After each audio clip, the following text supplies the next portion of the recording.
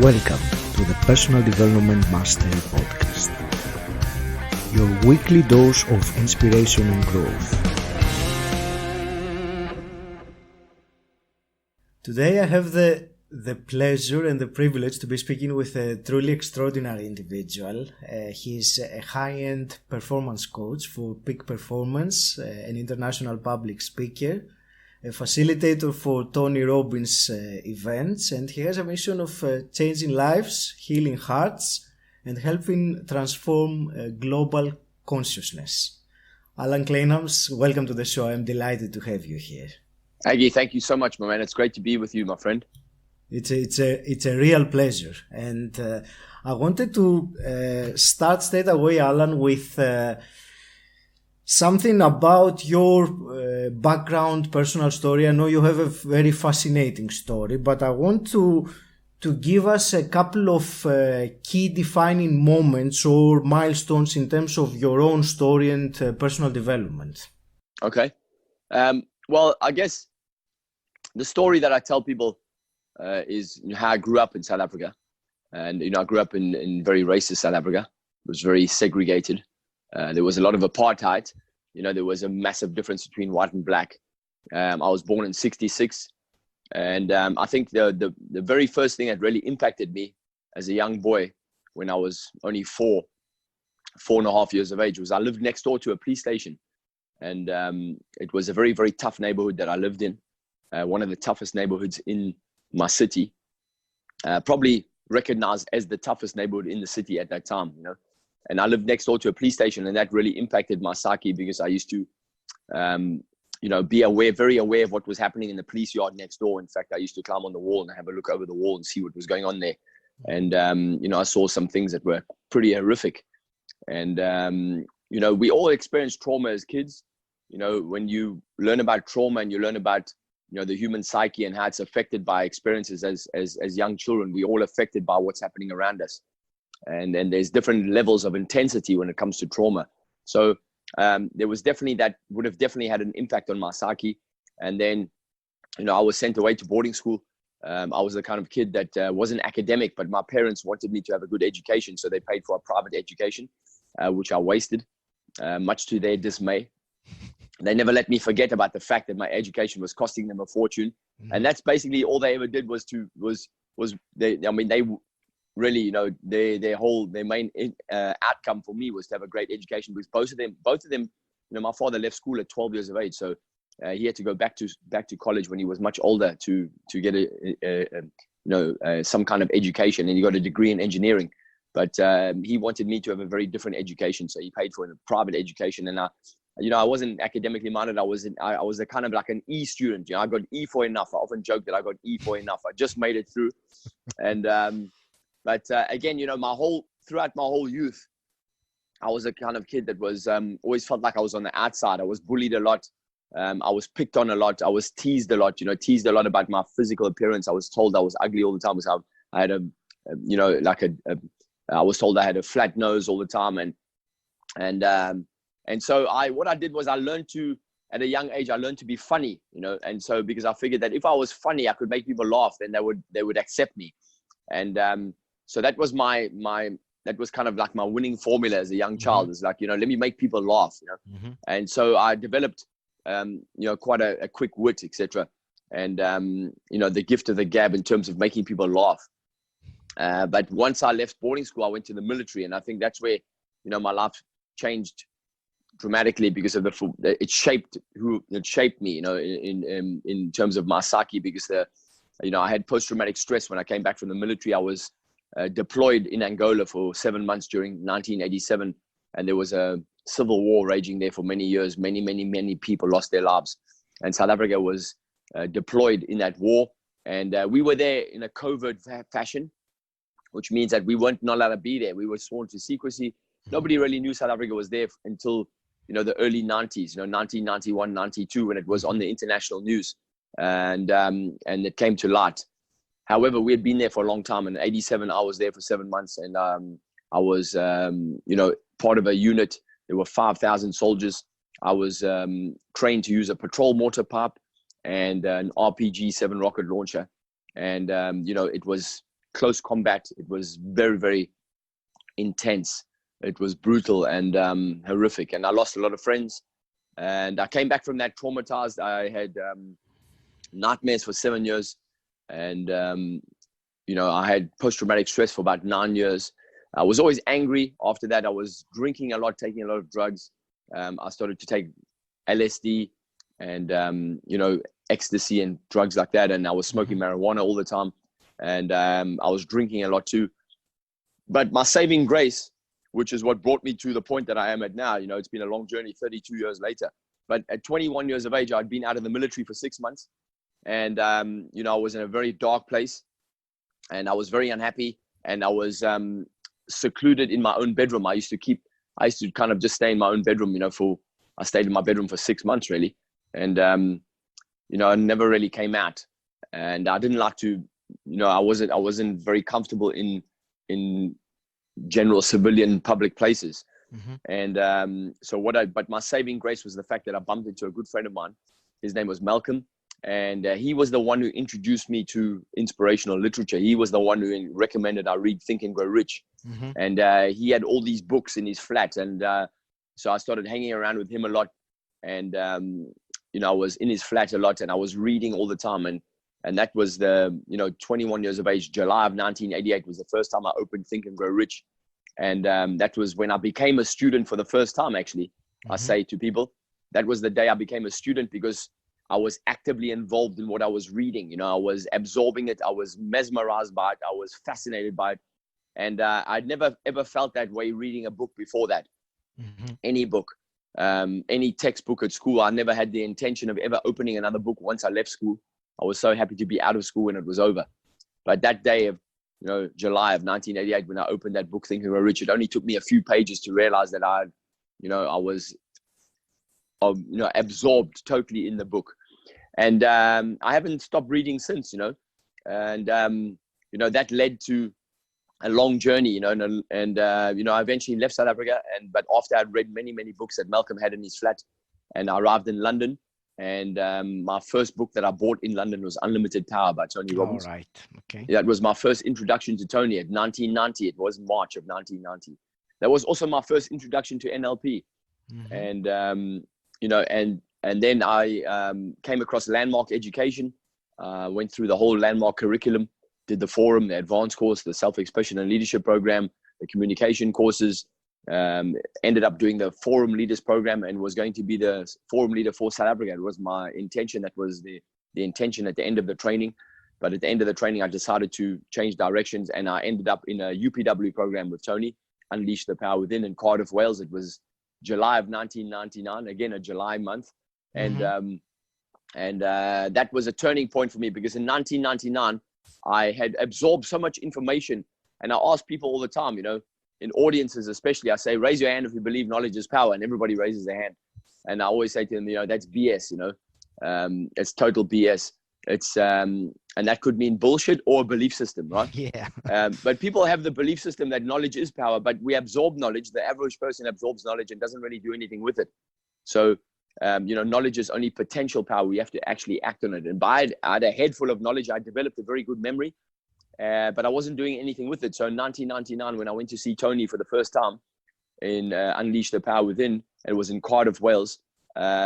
I was frustrated. I was unhappy. I was very angry. I was suicidal. In fact, at that time, I was abusing, substance abuse. I was taking drugs all the time. I was drinking all the time, smoking cigarettes, smoking marijuana, taking ecstasy and going out all the time because I was in a crazy eight. I was trying to, there was stuff that I hadn't dealt with, in my psyche. There was trauma that I hadn't dealt with and I just kind of suppressed it. And in spite of the fact that I'd absorbed this information and been to all these programs, I wasn't actually doing anything with it. I wasn't really growing, I was stagnant in my life and I was frustrated by the fact that I wasn't growing and that I was in this crazy eight. And so how did that Tony Robbins experience in UPW change that for you? Well, it was so powerful. I had been listening to Tony for 9 years on cassette tape by that point.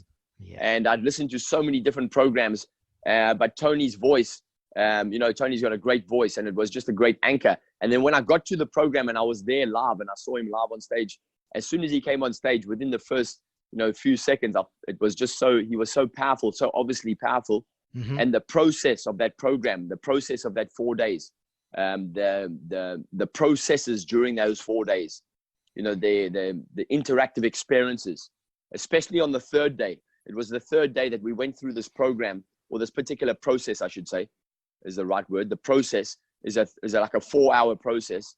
I don't want to say anything about it because there may be people here who want to do the UPW program with Tony, and I don't want to spoil it for you, but it's such a powerful process. And that was for me, that was like, just change everything for me, because I came out of that process afterwards. And in those days, Tony used to take shares, after that process. And I happened to get the microphone at that point, and I shared with Tony, in front of 1,500 people the first time. For the first time in my life, what I'd been carrying with me in terms of shame and guilt, the shame I'd been carrying with me, the guilt that I'd been carrying with me because of that experience that I had in Angola, where Mm-hmm. that I was part of that,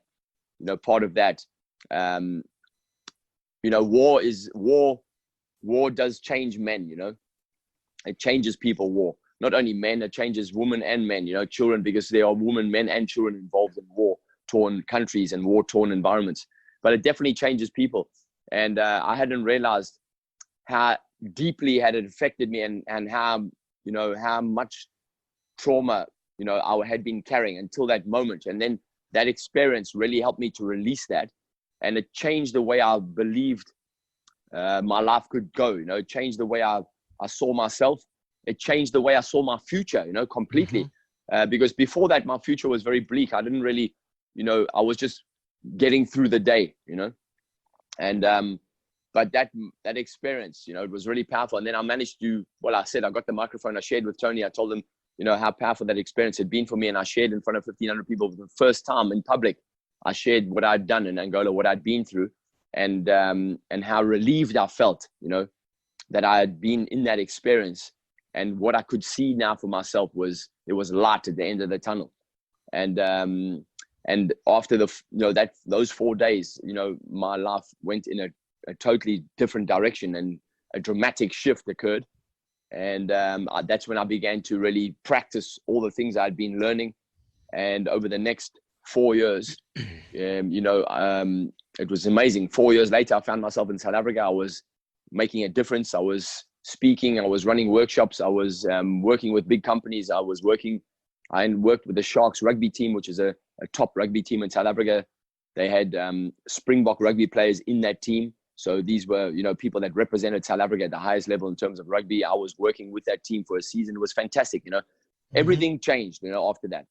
And, I tell people all the time, Aggie, we all experience trauma as children. We don't realize it. We experience it from a youngest age.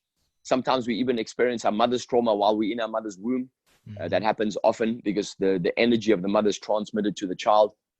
So our job while we're alive as human beings is to heal ourselves, and heal our trauma, because then we can show up as more authentic human beings. We're all trying to hide our real selves from the world, and we're all putting on a false self. We've all got these facades and these masks, and social media helps us to do that, in strange ways, because we can put our best life online.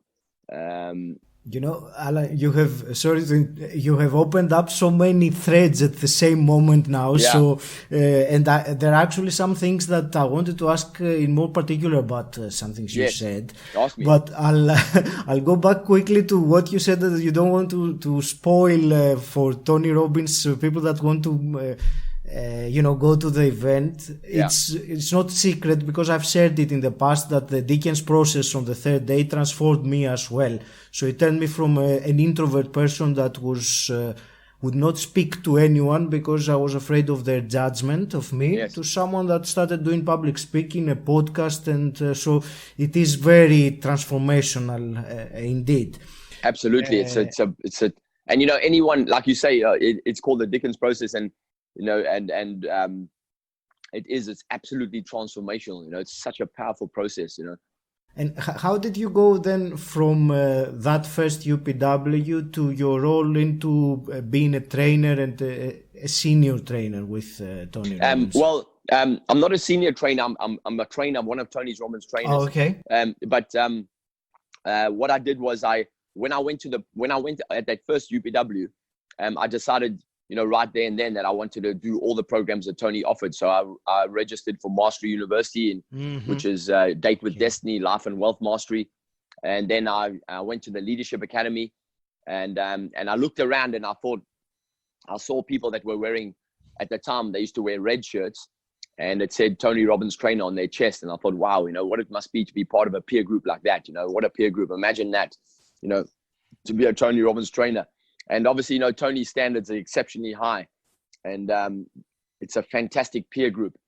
And, over the years, I went through the leadership program, and there's something called the senior leadership program.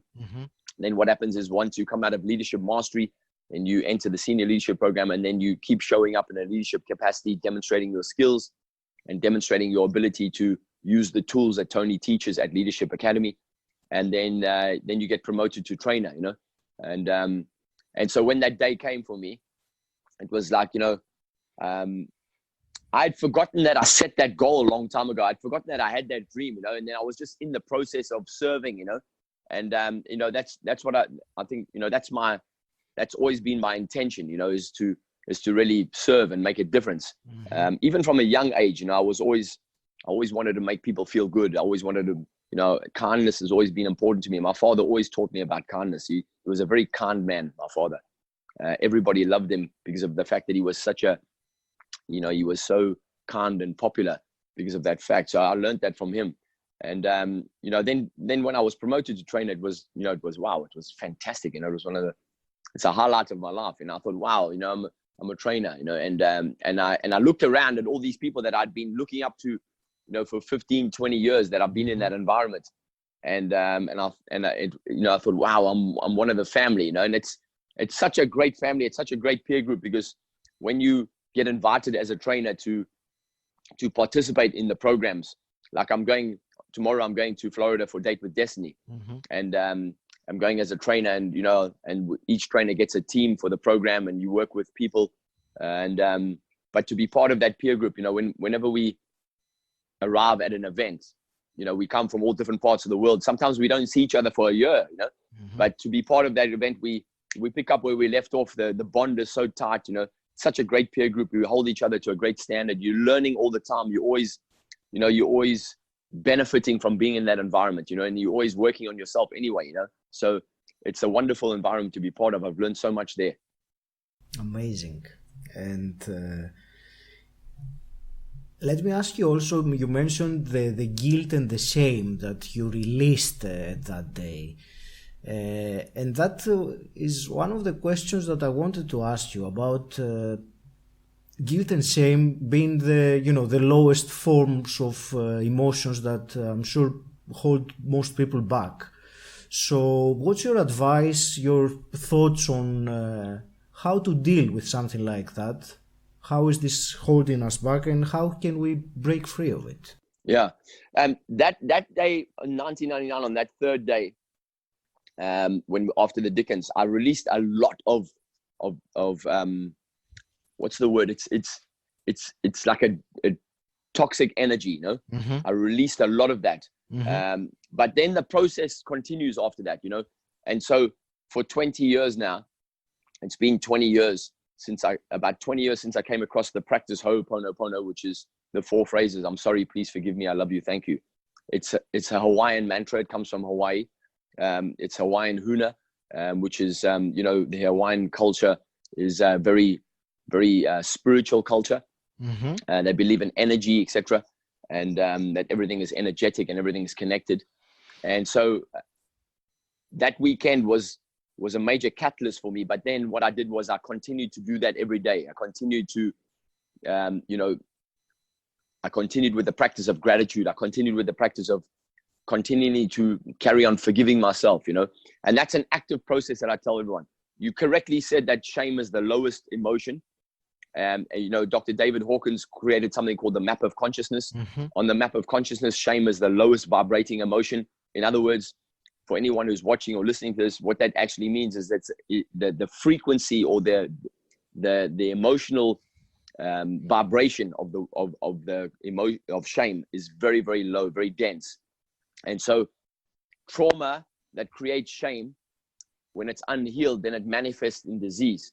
And this is what we're seeing now with more and more people around the world, because of the fact that more and more people are, we continue to mask our shame, or continue to cover it up with all kinds of things that offer very short-term validation, short-term gratification. We are constantly being manipulated as consumers to buy certain things, because if we buy certain things, it'll make us feel better about ourselves. And that's what people are doing. They're placing their emphasis on the wrong things in order to feel better about themselves, rather than looking within and saying, okay, cool, what is it that's really making me unhappy, and what's really triggering my anger or my frustration and my sense of guilt. There's a lot of guilt that people carry around, guilt and shame. Guilt because they feel they've done something wrong when they were much younger, and they're not even sure what it was, but it's kind of in the unconscious. So to answer that question, to continue to release and continue to allow yourself to process your trauma. This is something that you have to continue to do with yourself all the time. So if you take the average person who looks in the mirror, without even knowing it, they have an unconscious charge in their nervous system, because they don't like what they see, because they've been told certain things about themselves when they were younger, or they've been programmed by society that to look a certain way is the best way. And if you don't look like that, then you don't really fit in, right? And you're not accepted, you're not loved. And because when we were young too, we learned something unconsciously, which is inaccurate. And we all form a false premise or a false idea around love. So when we were young, we believed that love came from our parents, love came from other people. And when our parents didn't love us, and there were moments, lots of moments, all children go through moments where they believe their parents don't love them, because they either weren't picked up at the right time, or they weren't fed at the right time, or their parents scolded them or spanked them or put them in the bedroom, or told them to sit on the naughty step and keep quiet. And so when a child is good, then it gets love and affection, and it gets recognized. But when a child is not behaving the right way, then parents don't recognize the child in a loving way. So what we learn unconsciously is, if I'm good, I get love. If I'm not good, I don't get love. And we carry that into adult years. And so what we're all trying to do as adults is to be accepted and feel like we can, we'll make it, and we'll fit in. So all of that is affecting us. So in order to continue to release that, you need to really recognize that we are all little children inside, and we all need to remember that we are all little children that are craving love, and perhaps we didn't get that love that we felt we deserved, or perhaps we got something that we felt we didn't deserve when we were young. So we need to remember that actually that healing, self-healing, and forgiveness, self-forgiveness is a continuous practice. It's like a child that continually needs to be praised or loved. And I just want to make something very clear. That's not about telling a child all the time, hey, you're the best, you're amazing, because that's also not very healthy, because then a child grows up thinking that everything's easy. It's really just about recognizing, just about being loving, being kind to yourself. You can never be too kind to yourself. And people are not very kind to themselves. People are very unkind to themselves generally, but you can never be too kind in terms of how you treat yourself in a loving way. So it's really just about recognizing that there's a child inside of you that really needs to be healed, and really needs to be reminded that actually you're okay, you're enough, you are loved. And you're not going to get that from anybody else, so you might as well give it to yourself. So what I've been doing for 20 years is I've been looking at my reflection all the time, and now I carry on my phone, I've got 3 or 4 photographs of myself at different ages. One photograph at about 18 months, one photograph at about 2 or 3 years of age, one photograph at 5. And I look at those photos. I've been looking at those photos for many years, and looking at them and practicing the Ho'oponopono phrases. I'm sorry, please forgive me, I love you, thank you. So I say to that little Allan, I say, Allan, I'm sorry, please forgive me, I love you, thank you. When I say I'm sorry, what I mean, and I tell people, when you use Ho'oponopono phrases, these 4 phrases, when you say I'm sorry, you're actually saying to yourself, I'm sorry that I made decisions at a very young age that undermined myself. I'm sorry I made a decision about the fact that I wasn't enough. I'm sorry I made a decision about the fact that I was naughty, or I wasn't good enough, I was unloved, or I was ugly, or I didn't fit in, or nobody liked me, or I couldn't speak, or I couldn't sing, or whatever it is, because we make decisions like that as children. We don't realize it. We make decisions like that. And it's usually around our parents, because our parents are the first people who teach us about relationship with each other and with ourselves. That's where we learn about relationship. And you either learn a healthy relationship or you learn an unhealthy relationship. And the majority of human beings are learning an unhealthy relationship, because most adults have an unhealthy relationship with themselves because of what they learned as children. So we keep passing this down generation to generation. So consciousness really means recognizing that you've never done anything wrong, you know, even as a child. You were just being a child, and really just recognizing that and just continually healing yourself in that particular way. And then being grateful, you know, gratitude and forgiveness are very powerful things. Being grateful that you had that experience, because there are no mistakes. It's designed like way. So, you know, and then we just now, I know we're moving all over the place, but it just takes you into the next conversation. Is like, people say, well, what is life all about? You know, and I was speaking to an audience last night, and I said, have you ever asked yourself, you know, what life about? I mean, it's not just about, you know, being born, you know, growing up, having a job, you know, going to work every day, and then dying. And, you know, there's a spiritual curriculum that we all have as a soul, you know, that we manifest into a human body. We come from energy, we manifest into a human body. We're here for a short while. So what is life about? Life is a spiritual playground. It's a spiritual curriculum. We here, it's like a spiritual school. So we must be grateful for all of the experience that we had as kids. We must recognize that everything, even the pain, all the painful experiences, all the trauma, that's all part of our spiritual curriculum that we have come here to remember, you know, who we really are. And then once our life is over, we'll return back to energy, you know. And so while we are here as matter for a short while, we must make sure that our life matters. So really, it's just about recognizing, you know, who am I becoming, and what, you know, who would I like to become? And what is my life going to be about, so that I can make the biggest difference and have the biggest impact. And then really the biggest way you can have the biggest impact is to heal yourself, because then when you heal yourself and you have no fears and you don't worry about what other people think about you, that's one of the biggest benefits to healing your own heart, is you have no worries about what people think of you, because you're not trying to pretend that you're something that you're not, because you're afraid of what they might see. It changes everything. And then you can show up more authentically. And when you show up more authentically, it means you can be more present. And when you're more present, then you recognize the beauty in everything. You recognize the magic in everything. Like Einstein used to say, right? You recognize the magic in everything, because everything is magic. Especially when you look at quantum physics and you see how everything is connected, everything is energy, and energy has so many different forms. You know, this couch I'm sitting on, this phone I'm looking at, you know, this, you know, the clothes hanging on the line, you know, the cars outside. This is all energy that's forming in these different forms, you know, these solid forms. But it's not really there, right? It's 99.9% space. It's little packets of information that are all, you know, forming together into these shapes. When you look at it like that, then it's mind-blowing, right? But we get so caught up in the smallest part of the conscious mind that becomes critical by nurture. And then we forget about all the other stuff. And that is our biggest challenge while we're here, is to, how can we get out of that critical mind and into the magical mind, you know, the magical part of the universe, the magical part of life.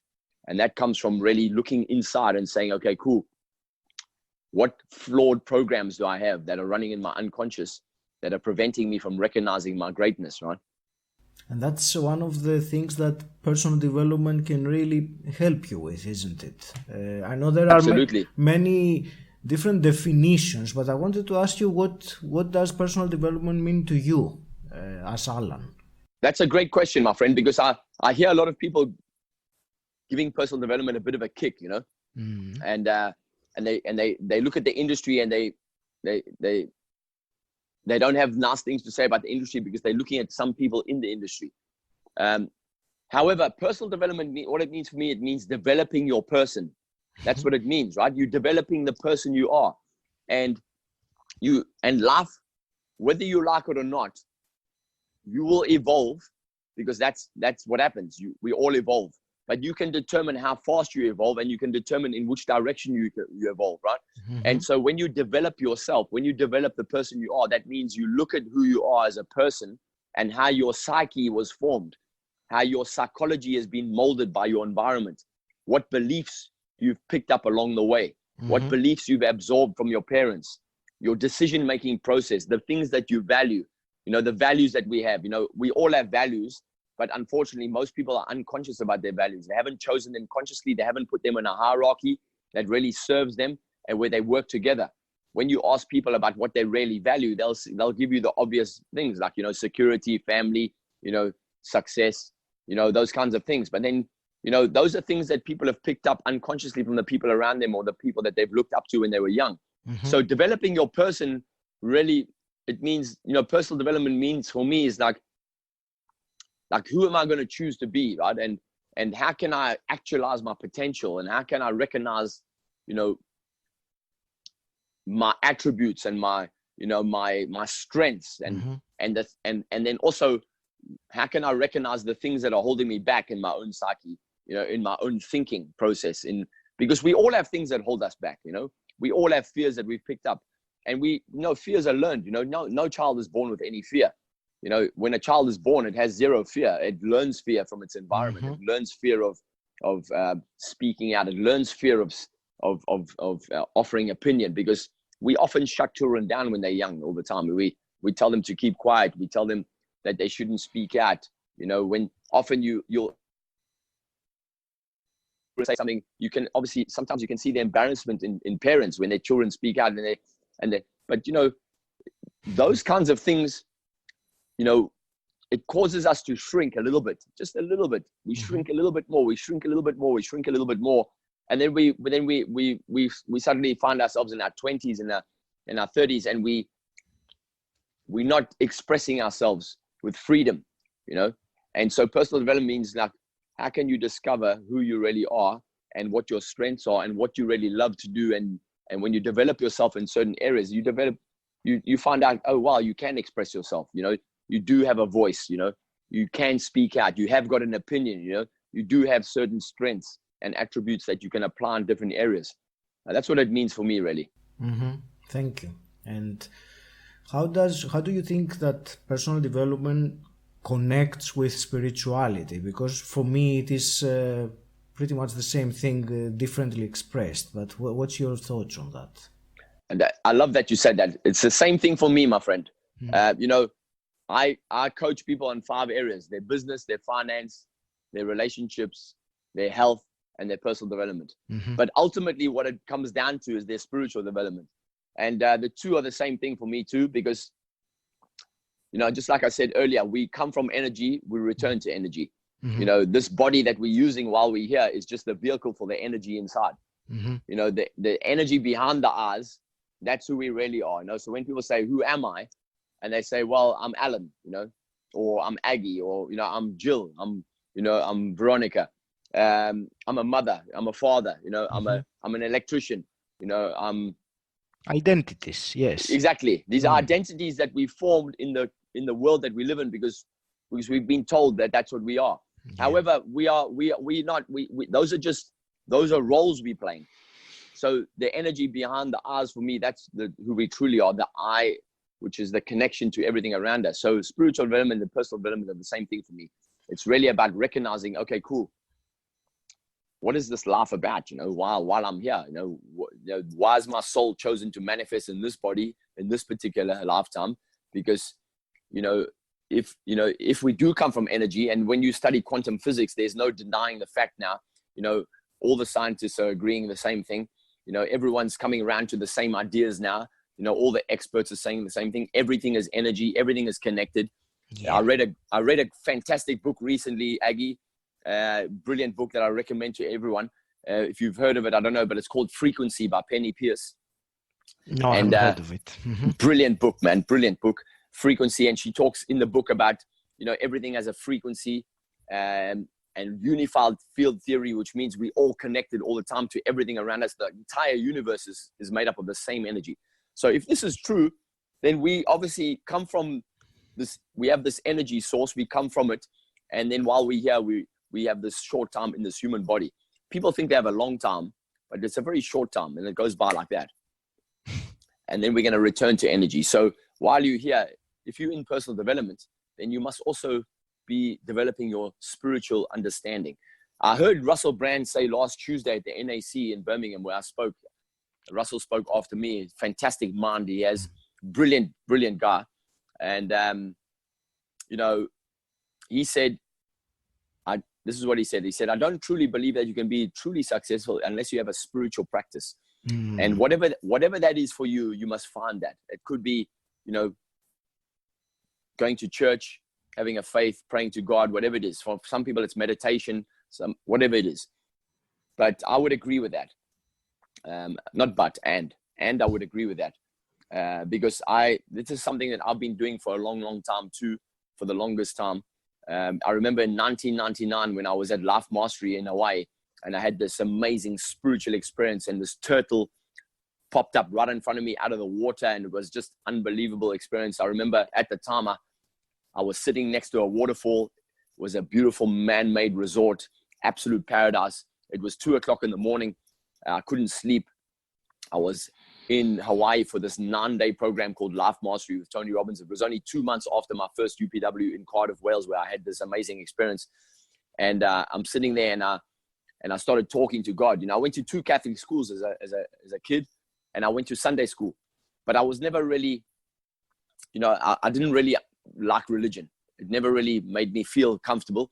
Yeah. And so when I came out of the military, I began to study religion, because I was very conflicted. I was very conflicted about the fact that I'd been to Catholic schools, and I learned about the 10 Commandments and etc. And and then I was in the military, and I was in Angola, and I performed I did what I did, and I was carrying that with me.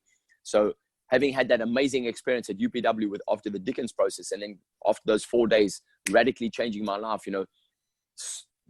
deciding to stay sober. I went to UPW 4 days sober, and after UPW, I changed everything. I became a vegan. I stopped eating meat, stopped drinking Coca-Cola, stopped taking cocaine, stopped smoking, stopped everything. Yeah. And now 2 months later, I'm in Hawaii, and I'm standing by this waterfall, and it's 2:00 in the morning. It's a beautiful night. There's stars everywhere in Hawaii. The stars are so close, as the air is so clean in the Pacific Ocean. It's just no false light. And I just started talking out loud. I said, hey, God, it's been a long time since we had a conversation. And by that time, I had done a lot of reading, and I had developed my own philosophy around what God is for me. God is an energy, universal love. God doesn't have a gender. God is not a man or a woman. God is just universal energy, and shows up in different forms called human beings, as well as every other form on this planet. It's all this amazing consciousness, this energy. So I just started saying, hey, God, it's been a long time since we had a conversation. And I think the last time we spoke, I cursed you. And, because for a long time, I hated God, and I hated, life really. And so we had this conversation, and I said, listen, I'm in this beautiful place, Hawaii. I've just had this amazing weekend, 2 months ago with Tony Robbins. Now I'm on Hawaii. And I said, I do feel like I'm transforming really, really rapidly. And I'm having these amazing insights, and I'm really starting to forgive myself and understand, the nature of my experiences, and understanding the nature of life, and connecting all the dots. And I said, I'm ready to go to the next level, and I want to develop a great relationship with my higher self, which is what God is, right? Your higher self, your God self, the highest part of you that's connected to everything and each other. And so I said, I realized that I cannot take that next step until I really, really forgive myself for what happened in Angola, and ask the soldiers that I killed in Angola to forgive me. And I would like to invoke the spirits of those soldiers now to come and bless me and forgive me. And Aggie, I tell you what, man, the whole place, it felt like the whole place started vibrating. The colors got bright, and it felt like someone came behind me, and I was sitting on the bank of this lagoon with a waterfall next to me, and the hotel on the other side. Absolute paradise. But the whole place started vibrating, and it felt like someone came behind me and wrapped a blanket of love around me, right? And I just began to cry, and I began to sob, and it was tears of gratitude, and I remember, and as that happened, the water below me, the surface of the water about 3 feet below me, the surface of the water broke, and this turtle, his head came out the water. The turtle's head came out the water, and he looked straight at me, the turtle. Wow. And he took a breath, and then he disappeared under the water. And it was like I've got goosebumps now. I've got goosebumps, and I'm just listening to it. I mean, wow. It was like a confirmation for me, from the universe saying, hey, you know what? We heard your prayer. Here's a confirmation. And then I just began to cry, and I cried, and I cried.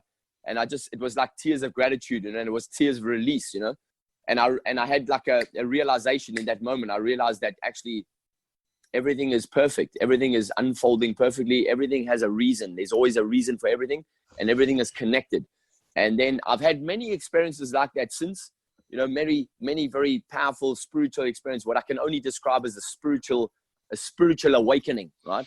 Awakening to the next level, like an expansion of consciousness, And so 20 years later after that experience, and having read a lot about spiritual development and spiritual psychology, and, and reading about things like, the purpose of the soul, etc., reading people like Gary Zukov, Greg Braden, Bruce Lipton, Joe Dispenza, Marianne Williamson, Deepak Chopra, all these people that have spoken about, the consciousness of the universe, and our role here as spiritual beings in human form.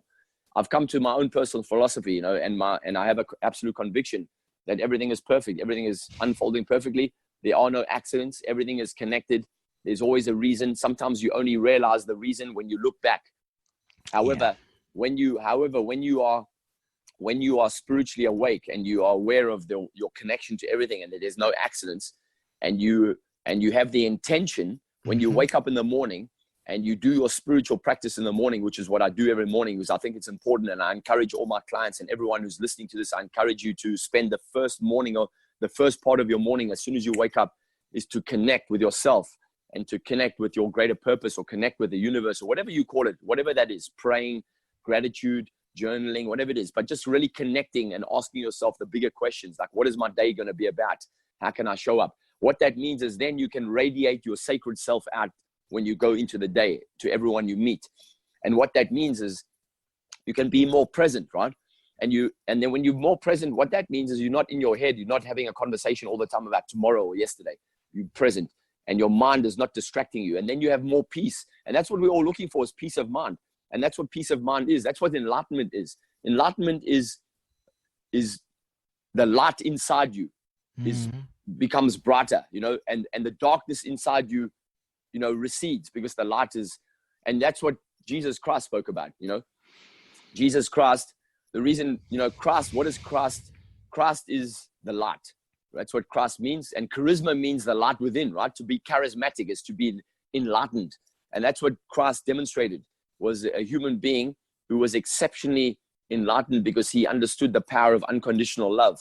Even in the face of fear, and even in the face of being crucified, he still was able to forgive and be loving, and understood that everything is connected. There's no accidents, and that he would be returning to the light from whence he came, from the energy from where he came.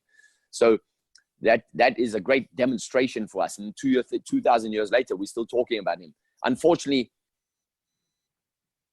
I was having a conversation about this yesterday, and I really respect people's faith, and I believe for us to all get on well as human beings around the world, we need to respect each other's faith, and I do. However, I did say to the person that I was talking to, he asked me, "Am I a Christian?" And I said, "No, I'm not a Christian." I said, "But if Christian means being kind and loving, and recognizing that everyone is my brother and everyone is my sister, and that we all one family, and we all oneness, we all this same consciousness expressing itself in different form, then I suppose that makes me one." However, I'm not a Christian from the point of view that I don't believe that the only way to experience God is to go through Christ, or go through Jesus, because you can find God wherever you are. I can go stand outside here in the forest. I live on the edge of a forest here, and I can go and hug a tree, which is what I like to do every day. As often as possible, I go and walk in the forest. I can put my arms around that tree, and I'm experiencing God right in that moment. I don't need to go to a church and talk to a priest to experience God. You don't need an intermediary to experience God. And this is what more people are recognizing now. You don't need an intermediary to experience God. You can experience God directly. Everyone can experience God. What is God? God is love inside of you, the energy that connects all of us. That's God, right? Not somebody who sits on a throne that's going to judge you one day. That's a man-made idea of God, because that comes from fear. And that's what people are so afraid of. People are afraid of God. People say they're God-fearing. Why would you fear God? I've even seen people on their Instagram or their Facebook, right? God-fearing. I say, why would you fear God? God is love, right? Why would you fear that? That's who you are at your essence. And when you can really recognize that, that helps you to be more compassionate. It helps you to be more kind. It helps you to be, more gentle, more peaceful, because you're not in conflict with yourself then. And the only reason that people are in conflict with each other is because we're in conflict with ourselves, you know. So when we can align all of that inside ourselves and we can find peace within, we can find peace everywhere. Then we can be a blessing to everyone we meet. Now, it's not easy. It's not easy because your ego mind is going to trick you all the time into separation and into me. I'm the best. You know, my way is the best way. You know, my way to God is the best way. You know, my God is better than your God. You know, which is what we've been talking about since the beginning of civilization. We've been killing each other because of that very fact, right? It was tribal in the old days. Now it's, you know, it's national now, you know, it's like, it's nations, you know, and but it's the same thing really at the end of the day, you know, it's all about that, right? It's just about this difference, you know, and this thing that there's a hierarchy, you know, and that, you know, you need to go to a priest or you need to go to church, right? Church, the best church in the world is your heart. That's the best church in the world because that's where the kingdom of God is within you and all around you. Even Jesus Christ said that in the Bible. The kingdom of God is within you and all around you. And wherever you can find God wherever you are, right? If you are looking. And I came across this phrase a long time ago where somebody said, you know, God is in all the details. And I love that, you know, God's in everything, you know, it's consciousness. And really, and even the word God is, you know, that's in itself, that creates a polarity for people, you know, because people have all kinds of ideas of what God means. I use the word God as G-O-D, which means good, orderly direction, which is how the universe flows, right? But if you want to, and sometimes I use the word universe or you know, consciousness or, you know, the divine, or as Emerson and Edison and Einstein and all those great minds used to say, the infinite intelligence, you know, that's another way of saying it. But this whole thing about, you know, about my God is better than your God and religion, that's a man-made construct.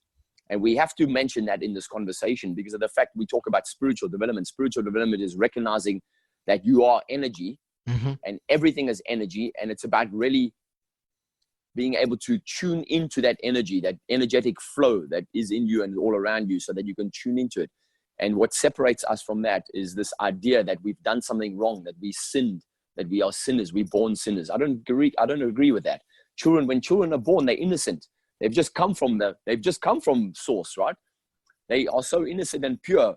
It's once they get into this world that we start, you know, putting all of our ideas on them and projecting our fears onto them as parents and the environment they're in. And then before they know it, they start developing this, you know, these paradigms about the fact that they've done something wrong, etc. And that, you know, that's, you know, all of that. That's a very interesting conversation. You know, it can go absolutely fascinating, Allan. Yeah, fascinating conversation. You know, but it is. You know, religion is a man-made construct. It was initially designed for power and control. Yes, power absolutely. And control. You know? And if you take the Catholic Church is the richest organization in the world. You know.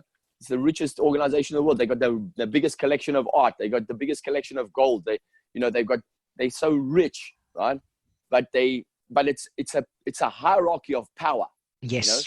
You know? And it's about controlling people. And then the average people, the average person in the street thinks that they have to go into church and they have to bow down, etc. And they have to ask for forgiveness for the things they've done wrong. And that's what separates them from themselves. Because really, what they need is to recognize that everything they're looking for is inside of them. You know, everything we need is within us. That's not just an affirmation. Everything I need is within me now. That is a truth, right? That is an accurate truth. Everything I need is within me now. All the understanding I need, all the wisdom I need, all the answers is within me. You know. Yeah. But you need to get to a higher state of consciousness to be able to access that information. But when you can do that, then you access a whole brand new understanding of the world. But that means forgiving the ideas that you have about yourself, letting go of the ideas that you have about yourself, that you are missing something or you're lacking something or you're not good enough or you did something wrong or you made a mistake a long time ago that you don't want anybody to know about, or that you're embarrassed about the fact that you may have had something done to you, you know. And, you know, that brings into question things like abuse, you know, child abuse, etc. There's so many people walking around who have been abused physically as children, and they don't want anybody to know about it because they're so ashamed of it, you know. But these are the things that we need to recognize, that we don't have to be ashamed of those things. We need to learn to heal those things and accept that it happened and forgive ourselves and forgive, the experience, so that we can understand there's a spiritual context to that. Because then what happens is then you really take yourself to a higher state of consciousness, and that really changes everything, right? Thank you, Allan. This is completely fascinating, and I'm going to, because I'm aware that of your limited time, and I don't want to use. I don't even know what the time is at the moment. I don't know. You got into the flow of the conversation. Absolutely. I will just say a couple of things. One is that I had made let's say a list, some notes about 10 things I wanted to ask you about. Ask me. Let's go. I probably asked you 3 of them, so if you want to ask me some more, I'm going to give you short answers. No, actually, I'll tell you what I'll do. I have some quick fire questions because I would like your thoughts on that. Okay, great. But I would love it if we arrange at some point to do a part 2 of this, because I would love to. Yeah, I would love to. Me too. Thank you very much, brother. That would be awesome. All right, so let me go with the quick fire. Maybe we do part 2 face to face. That would be amazing. That would be brilliant. Yeah, absolutely. Fantastic. It's a deal. Right, so just a few quick fire then. All right. If you could go back in time to your 20-year-old self, what advice would you give that Allan to change his life? I would tell him, doubt yourself less, take chances, don't be afraid. I was very afraid at 20. Yes. I was afraid of life, in my 20s. Yeah. I was afraid of other people's opinions. I used to be in my head all the time. Even as a teenager, I was very self-conscious. I was teased about the fact that I had this ugly nose. I was told I was ugly from a young age. So I grew up really in my head about what other people thought about me. Whenever they looked at me, I was very self-conscious. I didn't like the person I saw in the mirror, because I believed, when you tell a child enough times, it's like anything, a child is very impressionable at a young age. Yeah. So I would tell myself, don't doubt yourself. Don't be afraid. Take chances, yeah. Thank you. And if you had a magic wand and you could change something in the world as it is today, what would that be? Wow.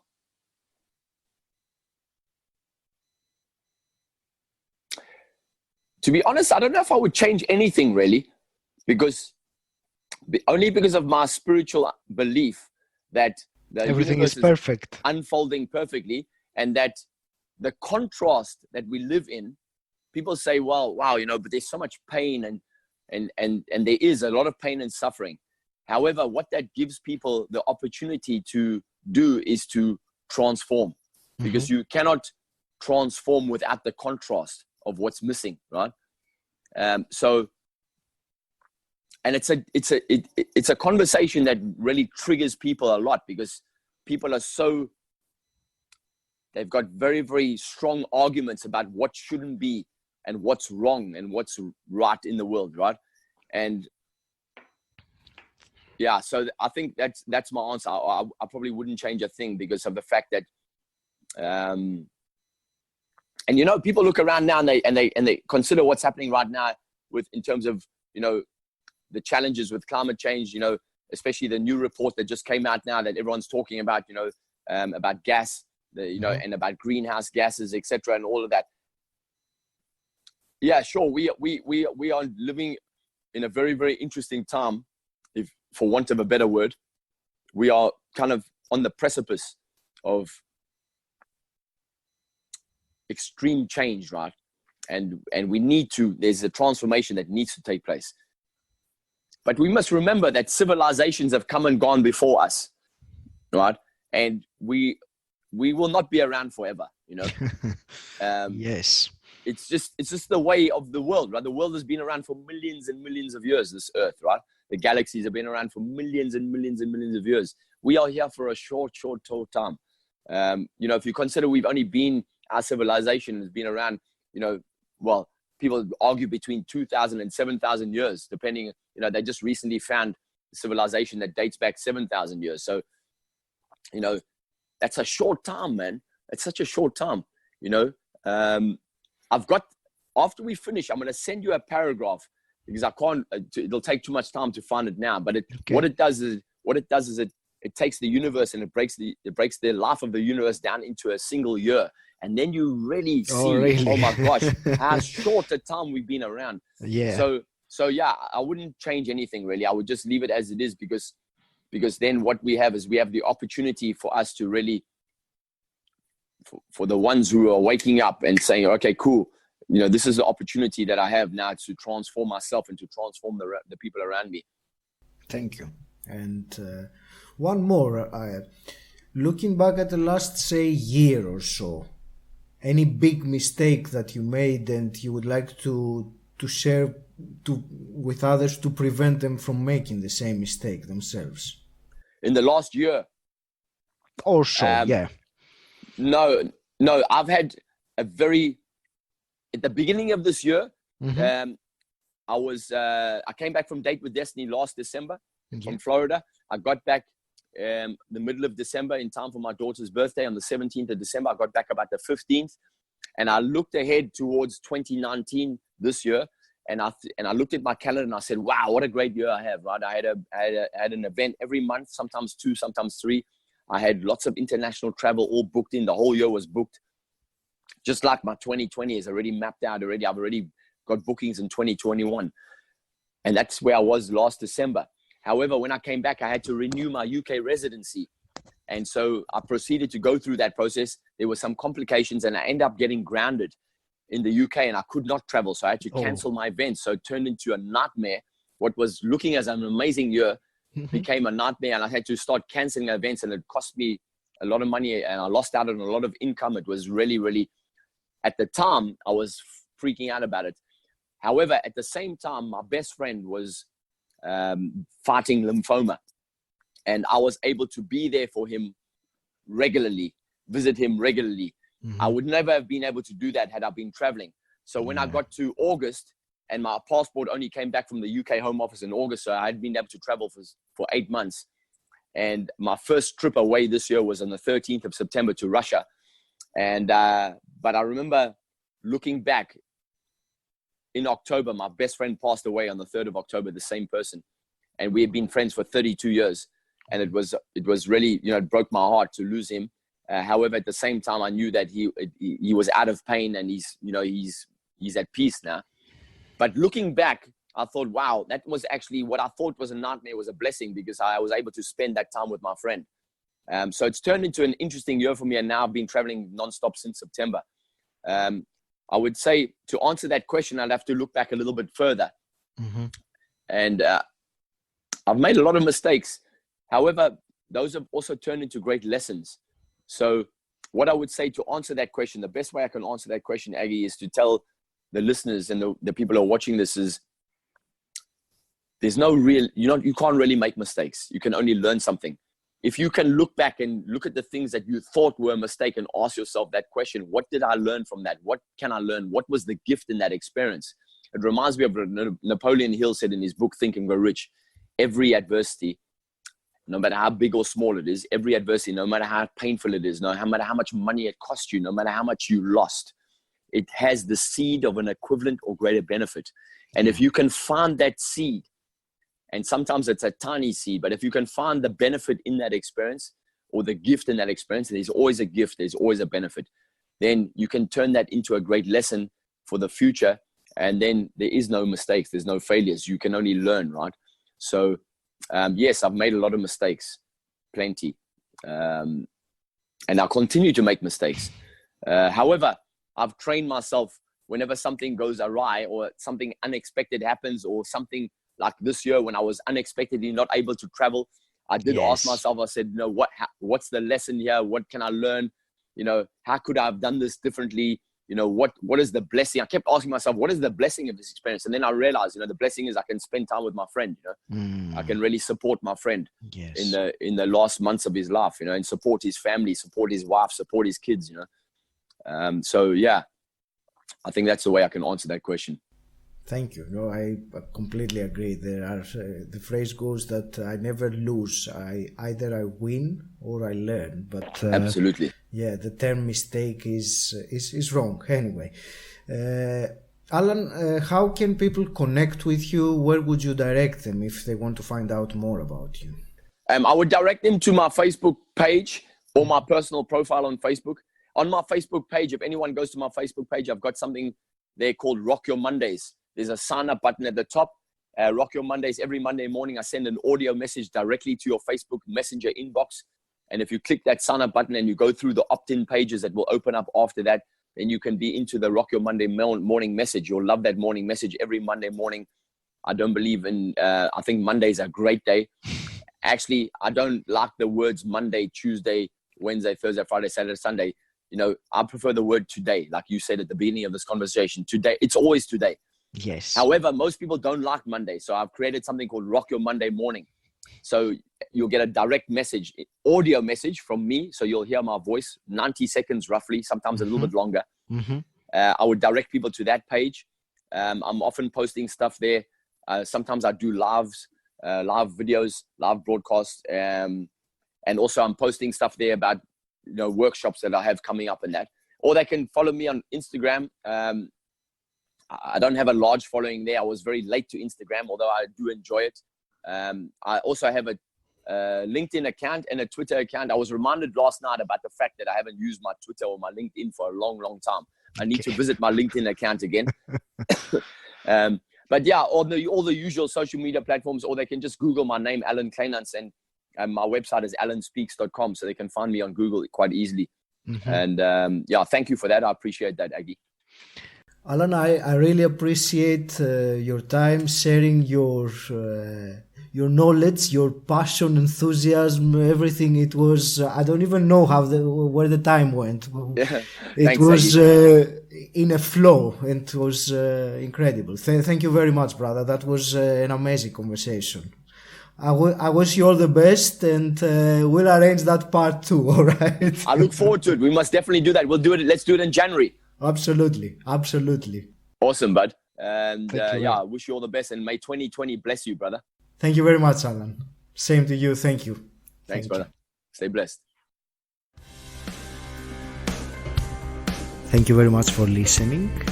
Please take a moment to subscribe, rate, and review this podcast on iTunes, Spotify, or Stitcher.